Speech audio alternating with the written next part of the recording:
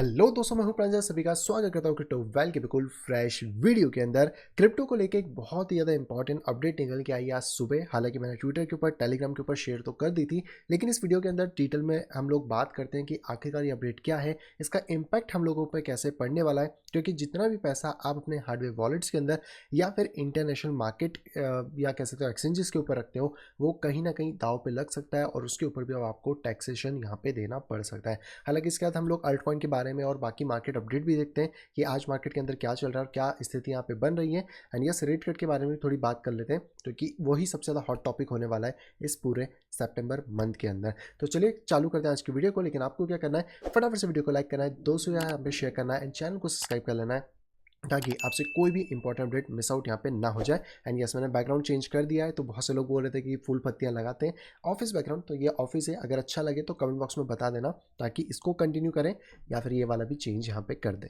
तो चलिए आते हैं सबसे पहले अपनी कंप्यूटर स्क्रीन के ऊपर। तो यहाँ पर आज एक कह सकते हैं न्यूज़ निकल के आई है जो कि आई है बिजनेस स्टैंडर्ड की तरफ से, जहाँ पे बताया गया कि इंडिया बेसिकली इंप्लीमेंट करने वाला है OECD के क्रिप्टो रिपोर्ट फ्रेमवर्क, जो कि अप्रैल 2027 से होने वाला है। 2025 में हम क्यों बात करें उसके बारे में भी आपको बता दूंगा।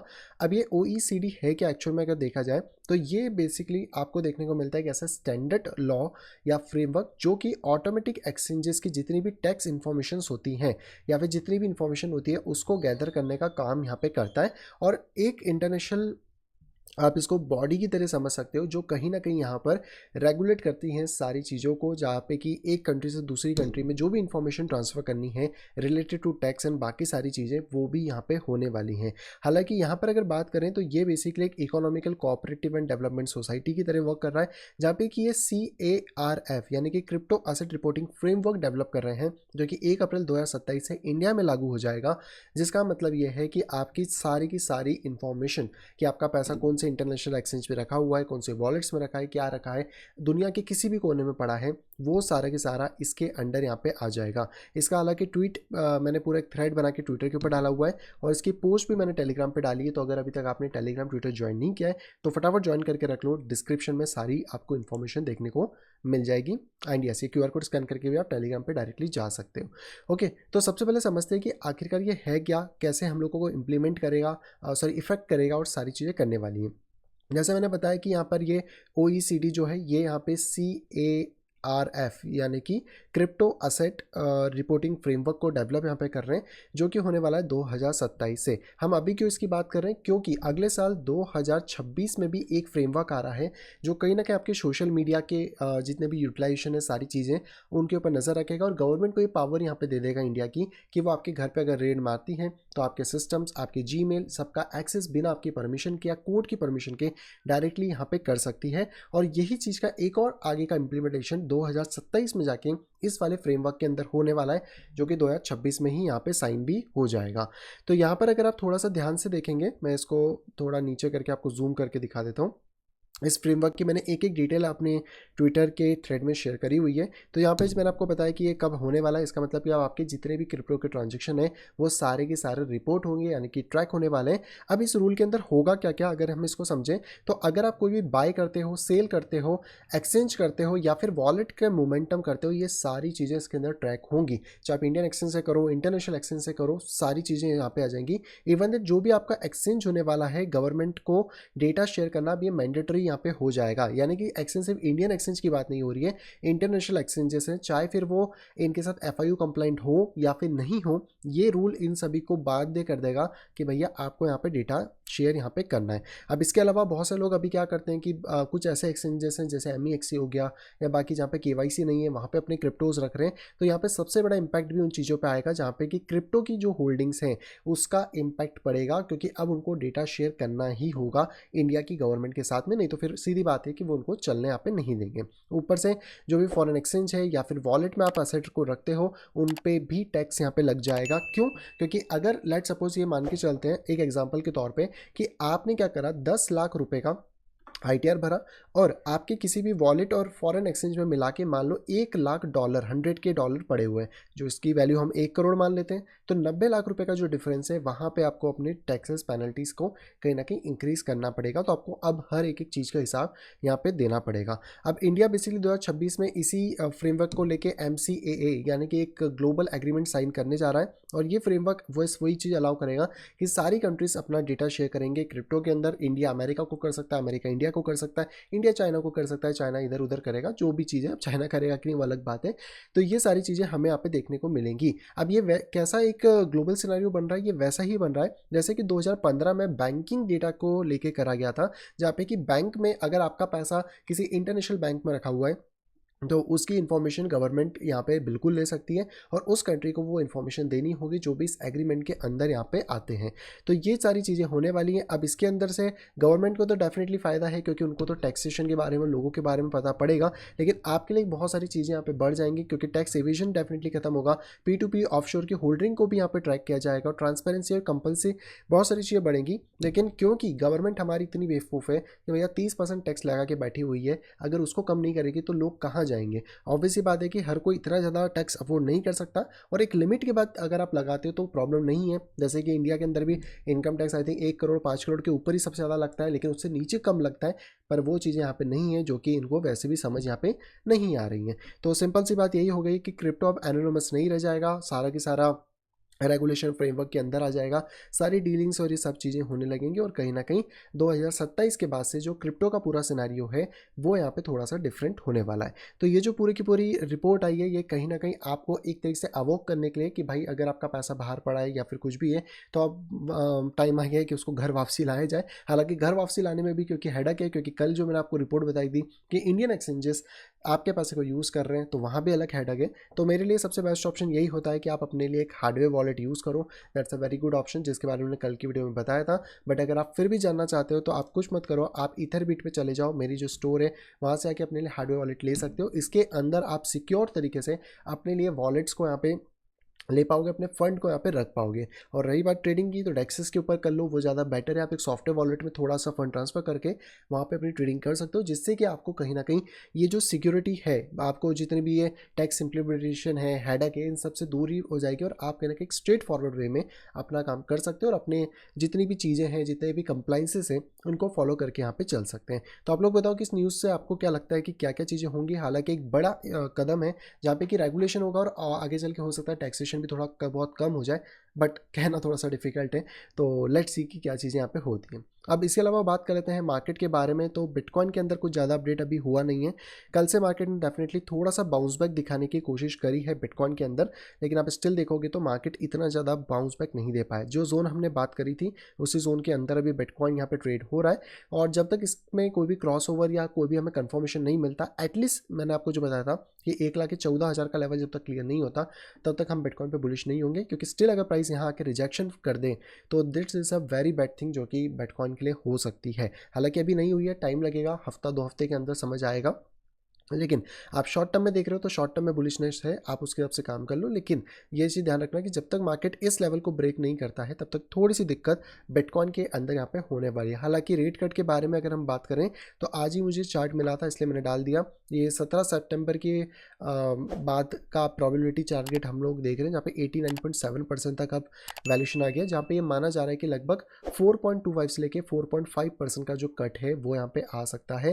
And there is a 90% chances for 89.7, मतलब 90% चांसेस है कि ये कट हम लोगों को देखने को मिलेगा। तो अगर ये कट मिलता है तो मार्केट विल बी फ्लाई। उससे पहले मैं चाह रहा हूँ कि जो भी करेक्शंस हैं वो सारे कंप्लीट हो जाएं।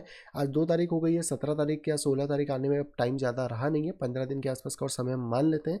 तो 15 दिन के अंदर अगर बिटकॉइन परफॉर्म करे, चाहे ऐसे आ जाए चाहे ऐसे आ जाए, लेकिन फिर इसके बाद पंप करना शुरू कर दे, और हम सभी लोगों को कहीं ना कहीं एक अच्छा खासा मोमेंटम जो है मार्केट के अंदर देखने को वहाँ पे मिल जाए। इवन दैट वहीं पे इथेरियम के बारे में बात करें तो इथेरियम ने अभी तक अपना बेस नहीं तोड़ा है। कल की वीडियो में मैंने आपको क्लियर बताया था कि 4,200 जब ये ब्रेक करेगा तब ये बेरिश होगा, तब तक ये नहीं कर रहा, तब तक ये स्टेबल है। और जब ये मार्केट इसका ऊपर 4,800 के लेवल को ब्रेक करेगा तब हम इस पर हाईली बुलिश हो सकते हैं कि मार्केट यहाँ से पंप करे। देखो, मेरे को इस चीज़ से फ़र्क नहीं पड़ता कि मैंने बॉटम पकड़ा या नहीं पकड़ा, मुझे इस चीज़ से फ़र्क पड़ता है कि अगर हम ट्रेडिंग कर रहे हैं तो हमारा वैल्यू वैल्यूएशन अच्छा होना चाहिए। जैसे कि अगर हम यहाँ पे बात करें, यहाँ से अगर हमने बाई किया था, यहाँ तक भी हमने प्रॉफिट बुक करा, तो हमारे पास प्रॉफिट घर पे आया है, हमने अपना पैसा लगाया हुआ ग्रो यहाँ पे किया है। मुझे इससे फ़र्क नहीं पड़ता कि मैंने ये वाला डिप क्यों मिस कर दिया।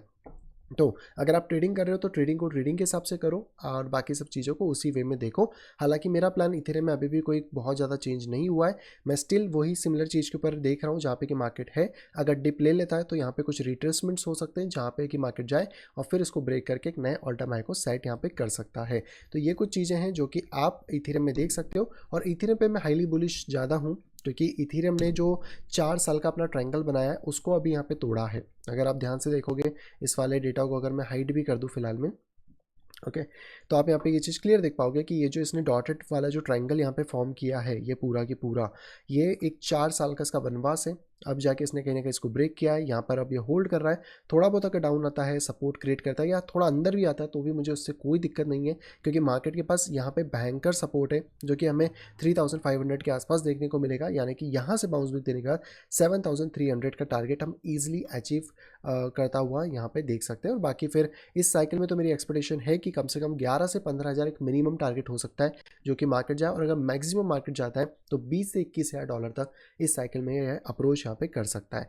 इसी के साथ बात कर लेते हैं जीआरटी के बारे में। तो जीआरटी फिलहाल में थोड़ा सा फंसा हुआ है इस ट्रायंगल के अंदर, अभी इसको ब्रेक नहीं मिल पाया है। ट्रायंगल में भी फंसा है, प्लस मूविंग एवरेजेस भी इसको एज अ रेजिस्टेंस की तरह काम कर रहे हैं। और अभी जो प्राइसेस है वो डाउनवर्ड ही हैं, तो इसमें कोई अप ट्रेंड तो मुझे खास देखने को नहीं मिल रहा है। एटलीस्ट इसके अप ट्रेंड को अगर हमें ऑब्जर्व करना है तो ये वाला 0.099 के ऊपर मार्केट ब्रेक करेगा, तब हम थोड़ा सा अप ट्रेंड देख सकते हैं। और ये अगर अप ट्रेंड कंटिन्यू करेगा तो जैसे पोल ने अभी ब्रेकआउट देना शुरू किया है, सिमिलर टाइप से इसका भी ब्रेकआउट मिलेगा। अगर आप इसका टारगेट भी देखते हो इन अ शॉर्ट टर्म, तो हम अगर इस वाले पूरे पैटर्न के अकॉर्डिंग भी टारगेट देखें कि अगर इन फ्यूचर यहाँ से ब्रेक करता है तो कम से कम आपका मिनिमम टारगेट फिर बन जाएगा 0.23 के आसपास में, जिसको कि आप ईजिली फिर लेके यहाँ पे चल सकते हो। तो मैं एक बार ये टारगेट लगा देता हूँ, ये रहा 0.24 के आसपास मान लो ये टारगेट फिर बनेगा। लेकिन अभी कोई भी एंट्री नहीं आई है, एंट्री इसके बाद ही आएगी 0.099 के बाद में, तो उसके बाद ही एंट्री करना ज़्यादा सेंसिबल रहने वाला है। नेक्स्ट बात कर लेते हैं क्रिप्टो के टोटल मार्केट कैप के बारे में। तो ये अभी भी डाउन साइड में इसने ब्रेक करा हुआ है। अगर हम इसको थोड़ा सा जूम करके देखें इस पॉइंट पर, तो आप ये चीज़ यहाँ पर क्लियरली देख पाओगे कि मार्केट जो है वो इसको पहले ही क्रॉस कर चुका है। तो जब तक ये वापस दोबारा ऊपर की तरफ नहीं आता, हमारे लिए एक अच्छी डील नहीं होगी। स्टिल जो प्राइसेस हैं वो थोड़ा बहुत डिप कर सकते हैं, थोड़ा बहुत नीचे आ सकते हैं। और जो नीचे के सपोर्ट लेवल्स हैं लगभग अगर बात करें 3.5 ट्रिलियन के आसपास, जो मैंने आपको पहले भी बताया था, वहाँ तक फिर मैं प्रीफर करके इसको अभी चलूँगा। नेक्स्ट बात कर लेते हैं टोटल मार्केट कैप 2, जिसमें बिटकॉइन को हमने ओमिट कर दिया है। तो इसमें भी लगभग सिमिलर सिनारियो है। हालांकि अभी तक इसने सपोर्ट तोड़ा नहीं है, पर इसका पूरा का पूरा ये जो चार्ट है ये इथेरियम को कॉपी कर रहा है, इथेरियम के जैसा चल रहा है। तो इसमें जो लो पॉइंट है वो हमारे पास 1.49 ट्रिलियन का है। तो 1.49 ट्रिलियन जब ब्रेक होगा तब जाके फिर प्राइसेस और नीचे की तरफ आएंगे। नेक्स्ट हम लोग बात कर लेते हैं टोटल मार्केट कैप 3 यानी कि बिटकॉइन और इथेरियम को अगर हटा दें, तो इसने कल नीचे क्रॉसओवर करने की कोशिश करी थी, वो नहीं हुआ है। वापस से प्राइसेस थोड़े ऊपर आए, तो वेट करो, अभी तक हुआ नहीं है तो फेकआउट यहाँ पे बना रहा है ये। लेकिन अगर ये दोबारा से कल या परसों तक नीचे क्रॉस कर जाता है, then there is a chances कि मार्केट नीचे जाके बाउंस बैक करेगा। और अगर ये फेकआउट करता है तब हम फिर वापस देखेंगे कि अंदर आके अगर सपोर्ट कंफर्म करे 1-2 दिन, तब जाके फिर पंप करे, नहीं तो उससे पहले कोई सेंस यहाँ पे बनेगा नहीं।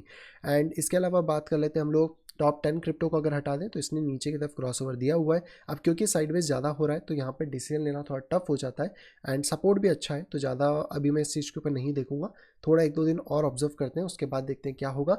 लेकिन हाँ, 320 बिलियन ब्रेक करा तो पार्टी मनाना, उसके बाद ये अच्छा खासा पंप कर लेगा।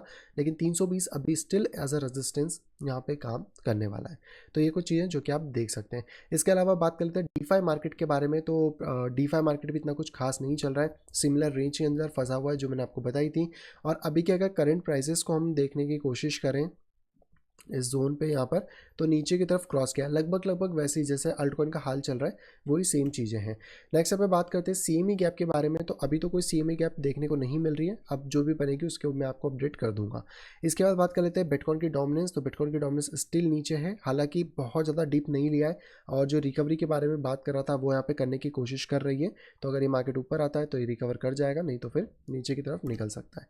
इसके बाद टोटल मार्केट कैप अल्टकॉइन की डोमिनेंस के बारे में बात कर लें, तो अल्टकॉइन की डोमिनेंस थोड़ा स्टेबल है, ट्रायंगल के अंदर है, वेट करो इसके अंदर। क्योंकि मैं आपको ये बोलूँगा जब तक ये इस वाले जोन को यानी कि 8.10 को ब्रेक नहीं करेगी तब तक बुलिश मत होना, स्टिल देयर चांसेस कि ये साइडवेज रह सके, थोड़ा सा डाउन रहे। गोल्ड के बारे में बात करें तो गोल्ड अच्छा बाउंस बैक दिया है, आज थोड़ा सा पावर कम है तो हो सकता है रिटेस्टमेंट करे और फिर भी जाके बाउंस करे, अगले हफ्ते तक हमें देखने को मिल जाएगा। नेक्स्ट बात कर लेते हैं यूएस डॉलर के बारे में। तो यूएस डॉलर भी थोड़ा सा अभी अप डाउन कर रहा है, ज़्यादा नहीं है, पर हमारा टारगेट जो बॉटम का है वहाँ तक हम एक्सपेक्ट बिल्कुल करके चलेंगे। और जो मैं आपको पहले भी बताया था यूएस डॉलर के बारे में, ये टॉप में हमारी एक्सपेक्टेशन है कि यूएस डॉलर 91 तक आ जाए, तब जाके हमें बिटकॉइन का टॉप लगते हुए मिले 2025 के एंड या 26 के शुरुआत में। नेक्स्ट बात कर लेते हैं यहाँ पर हम लोग सोल टोकन के बारे में। तो सोल टोकन अभी भी स्टिल नीचे चल रहा है, हमारा जो लेवल है 202 का, उसके नीचे ही प्राइस है, तो मैं अभी एकदम बुलिश नहीं हूँ, एटलीस्ट 202 के ऊपर थोड़ा सा क्लोजिंग दे, देन उसके बाद ही हम कोई ना कोई डिसीजन यहाँ पे लेंगे। नेक्स्ट बात कर लेते हैं डॉग कॉइन के बारे में। तो डॉग कॉइन भी लगभग सपोर्ट के आसपास है, डाउनवर्ड ट्रेंड में है, अभी कोई बुलिश मोमेंटम बन नहीं रहा है, तो यही ट्रेंड लाइन है जो होल्ड करती है, तो वेल एंड गुड इसको मार्केट में। या फिर अगर इस ट्रेंड लाइन को मैं एडजस्ट करूँ तो थोड़ा सा रूम बढ़ जाता है 0.90 तक नीचे आने का। नेक्स्ट बात कर लेते हैं हम लोग चेन लिंक के बारे में। तो चेन लिंक भी थोड़ा सा सपोर्ट के आसपास है, अब देखो ये सपोर्ट ब्रेक ना करे तो ज़्यादा बेटर है, क्योंकि अगर इसको ब्रेक करता है तो फिर चेन लिंक में जो जोन है जिसको हम एज अ बाइंग अपॉर्चुनिटी देखेंगे वो ये वाला है 16 to 17 के आसपास में, बस इस सपोर्ट को ब्रेक नहीं करेगा तो। फाइल टोकन में ज़्यादा कुछ खास नहीं है, साइडवेज में पड़ा है, कोई मोमेंटम नहीं है। पोल में थोड़ी सी अच्छी ग्रोथ आई है, तो मैंने कल भी बताया था कि आप इसको बाय करके चल सकते हो करंट प्राइसेस और यहाँ पे, और आज भी ब्रेक करने की कोशिश करें, करता है तो फिर आराम से हम 0.41 का टारगेट तो लेके यहाँ पे चल ही रहे हैं कि पोल परफॉर्म कर जाएगा। नेक्स्ट यहाँ पे बात करते हैं बाइनेंस कॉइन के बारे में। तो BNB जो टोकन है ये भी ऑलमोस्ट साइडवेज जाने के बाद थोड़ी दिक्कत हो जाती है कि आप डिसीजन नहीं ले पाते। फिलहाल में देखो जब तक 834 इंटैक्ट है मेरे हिसाब से ठीक है, मार्केट बुलिश रहेगा, लेकिन अगर 834 के बाद कोई इंपैक्ट आता है तो फिर रुकने की ज़रूरत नहीं है, फिर हम एग्जिट कर लेंगे। XRP डाउनवर्ड में है तो सपोर्ट $2.5 के आसपास है। इसके अलावा AVX में भी अभी आज मोमेंटम आया है, लेट्स सी कि वापस क्रॉस ऊपर करता है क्या, अगर ये कर जाता है तो फिर तो कोई टेंशन नहीं होगी, हम ईजिली काम कर लेंगे। नेक्स्ट डॉट में अभी नीचे ही है, ज़्यादा ऊपर का कुछ दिख नहीं रहा है, एटलीस्ट 4.2 ब्रेक हो ताकि हमें फिर ऊपर का ट्रेंड मिले। MNT के अंदर एक अच्छा मोमेंटम बन सकता है, हालांकि अभी तक ये ब्रेक नहीं करा है, स्टिल जो सपोर्ट जोन है वो $1 का है, और इसके साथ अगर बात करी जाए तो ये वाला लो इसको खाना चाहिए 0.9, तो अगर ये डिप हुआ तो 0.9 से लेकर 0.86 के बीच में आपको री एंट्री मिल सकती है। और इसने डबल बॉटम बनाया हुआ है जो मैंने पहले भी आपको बताया था, तो यहाँ पर आपके पास एक अच्छी अपॉर्चुनिटी है, ये एक डबल बॉटम ही है। अगर प्राइस थोड़ा बहुत गिर गया तो कोई बात नहीं, लेकिन अगर यहाँ से ब्रेक करता है देन मार्केट 2 से लेकर $3 के बीच में ईजिली निकल जाएगा, जो हमारे लिए एक अच्छी रेंज बन सकती है। कार्डेनो के अंदर भी अगर बात करी जाए तो कार्डेनो भी यहाँ पे होल्ड कर रहा है प्राइसेस को, ब्रेक का वेट कर रहा है, लेकिन देखो नीचे ब्रेक किया है तो देर इज चांसेस कि पहले नीचे आए उसके बाद जाए, या फिर अगर कोई बड़ी कैंडल आ जाती है और चेंज होता है तब हम लोग इसको बुलिश यहाँ पे समझ सकते हैं। कॉस्मोस के बारे में बात करें तो ये भी साइडवेज में फंसा है, एटम टोकन, एंड यहाँ पर आपको ये देख सकते हो, तो इसमें कुछ खास नहीं है, एक बार ब्रेक होने दो रेजिस्टेंस, क्योंकि साइडवेज में घुसोगे तो लॉस ही होगा और कुछ भी नहीं होने वाला है। सुई के बारे में बात करें तो सुई स्टिल डाउन है, इसने हमारा मेजर सपोर्ट जोन के नीचे भी प्राइस आ गया है। अब अगर ये इससे रिकवर नहीं हुआ then there is a chances कि 2.6 तक आएगा, फिर हम वहाँ पे बाय करेंगे सुई को और उसके बाद ही फिर आगे की प्लानिंग करेंगे। S&P 500 अच्छा चल रहा है, रिसेशन के फिलहाल में तो आसार थोड़े कम लग रहे हैं, बट देखते हैं कि मार्केट यहाँ इस वाले सपोर्ट को ब्रेक ना करे $6,300, नहीं तो फिर शॉर्ट टर्म में मार्केट इस टाइप से गिर भी सकता है। तो ये थी दोस्तों पूरी की पूरी update about the market and each and everything, और सबसे इंपॉर्टेंट अपडेट तो यही थी कि मार्केट के अंदर क्या नई चीज़ें आ रही हैं जो कि इंप्लीमेंट हो सकती हैं। और सिर्फ इतना ही नहीं, बिटकॉइन को लेकर एक और बड़ा खतरा सामने आ रहा है जिसकी वीडियो मैं कल डाल दूंगा, हम मुझे आज डालनी थी बट आज ये न्यूज़ आ गई तो मैं उसको कवर नहीं कर पाया। तो आप लोगों के लिए एक इसेंशियल चीज़ होगी, सिर्फ बिटकॉइन ही, बाकी अल्टकॉइन को भी लेकर, जो मैं कल कवर करता हूँ, कल आपको बताता हूँ। लेकिन आज के सिनेरियो के हिसाब से बताओ आपको क्या लग रहा है इस न्यूज़ को लेकर, और आप कितना ज़्यादा इस न्यूज़ को लेकर टेंशन में हो या फिर खुश हो, जो भी चीज़ है कमेंट बॉक्स में कमेंट करके बता सकते हैं।